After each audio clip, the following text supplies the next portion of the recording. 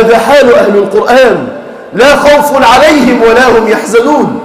أهل القرآن في نجاة من النار يوم القيامة، لا تمسهم ولا تصيبهم. فبالله عليكم حدثوني كيف يعذب الله قلبا وعى القرآن، كيف يعذب الله قلبا وعى القرآن. وقد قال رسول الله صلى الله عليه وسلم: إذا جمع القرآن في إهاب لم تمسه النار.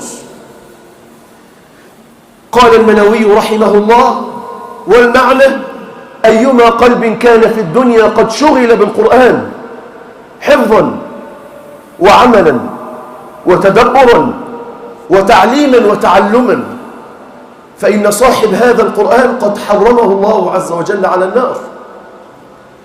قارن بين هذا الحال وبين من قال الله سبحانه وتعالى في شأنهم: كذلك نقص عليك من أنباء ما قد سبق وقد آتيناك من لدنا ذكرا.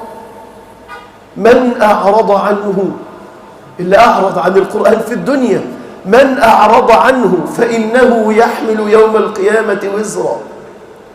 اللي المصحف بالنسبة له مجرد قطعة ديكور في قلب السيارة بتاعته، القرآن بالنسبة له كان مجرد لوحة موجودة على حيطة من حيطان البيت.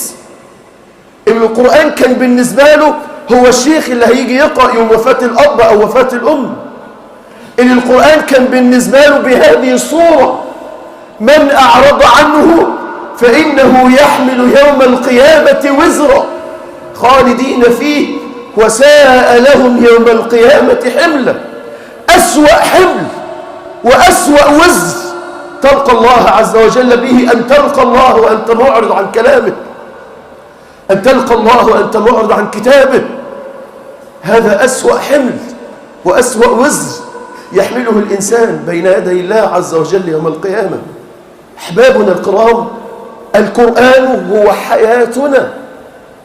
من غير القرآن نضيع، من غير القرآن نهلك.